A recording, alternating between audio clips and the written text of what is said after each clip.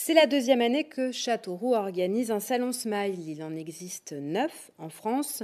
Le concept, c'est de mettre en scène une entreprise animée par des salariés de sociétés locales. Il propose aux demandeurs d'emploi et aux collégiens de découvrir la palette des métiers exercés dans le processus de fabrication industrielle. Une façon ludique et efficace pour changer l'image du secteur. Un reportage de Vincent Billy. Bonjour à tous, je vous souhaite la bienvenue à Big Télé. Salon Smile, je m'appelle Matt. Venez me découvrir, vous allez voir des choses extraordinaires avec moi. Opération séduction pour l'industrie, collectivité, direction de l'emploi, chambre consulaire, organismes professionnels et surtout des salariés et dirigeants d'entreprises font découvrir leur métier. Nous, dans l'entreprise de Smile, on est en charge de la production du poussoir de lampe de poche. Le principe, une déambulation dans une entreprise virtuelle pour comprendre la production d'une petite lampe de poche. Il y a des choses qui vous ont vraiment surpris Le nombre de personnes qui travaillent juste pour une petite chose, une petite demande de la clientèle. En fait, quand j'ai vu ça, je trouve qu'ils travaillent beaucoup et que ça serait cool d'y travailler. Voilà, en tant que de pro ou d'ingénieur, etc. Voilà. Car dans cette entreprise, 13 métiers étaient présentés. Comptable, technicien logistique, ingénieur, responsable RH. L'industrie a besoin de talents. Et dans le département de l'Indre et du Cher, il est demandé à l'heure actuelle 700 postes de serrurier, métallier, chaudronnier et 7000 au niveau national.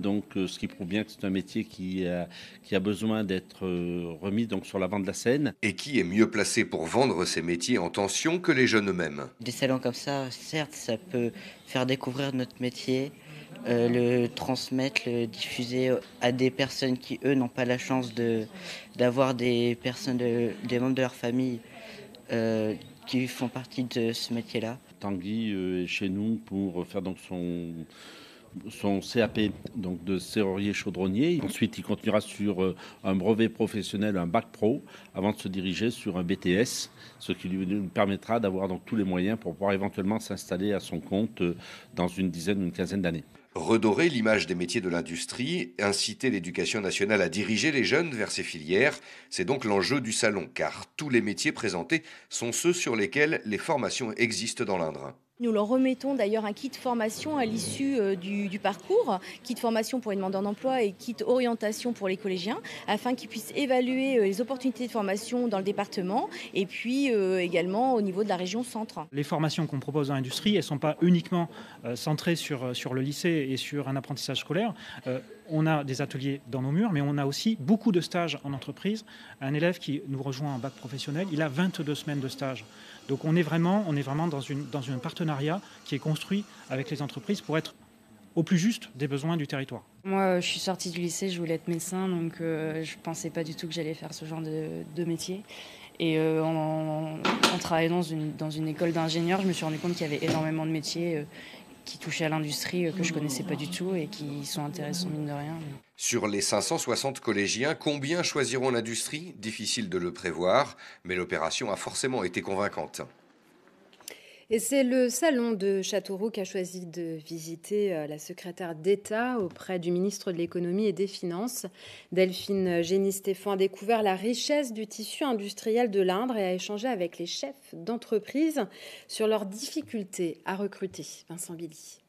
Ouais, c'est pour dévisser. Tu vois, là, la matière, elle est un peu lisse. Donc, on fait des stries pour mieux le tenir en main. Immersion dans les fleurons de l'industrie de l'Indre pour la secrétaire d'État. Les professionnels présents ont voulu faire passer le message de l'importance de mieux orienter les jeunes vers ce secteur porteur. Ces dernières années, on a perdu énormément au niveau de l'industrie. Au niveau du PIB, on est passé quand même de 26% de représentation, aujourd'hui à peine 10%. Donc je pense que les pouvoirs publics ont intérêt de valoriser les métiers. C'est quand même le moteur de notre économie, l'industrie. Oui, les pouvoirs publics doivent nous aider, nous appuyer et surtout peut-être aussi travailler sur une partie de l'éducation nationale au niveau des centres d'orientation, de changer cette image de l'industrie un petit peu Zola. Aujourd'hui, on n'en est plus là. On aimerait bien avoir votre avis finalement sur ces métiers et sur la façon dont vous voyez plus tard. Tous ont dit qu'ils avaient été surpris, qu'ils avaient découvert des choses qu'ils ne savaient pas de l'industrie. Je pense qu'on a essayé de leur montrer d'une part la variété, mais aussi le caractère innovant et technologique de l'industrie. Cet aspect aussi de travail en équipe au sein d'une entreprise industrielle.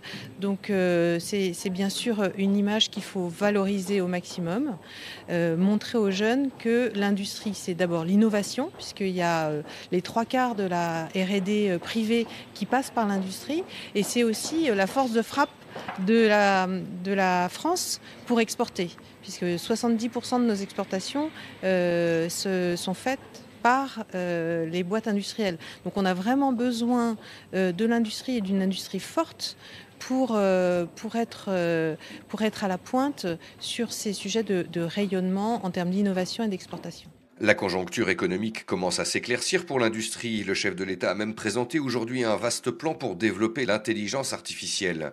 La réforme de l'apprentissage est en cours. Les entrepreneurs ont repris confiance. Je pense que c'est important de pouvoir aussi s'imprégner des difficultés ou des problématiques territoriales.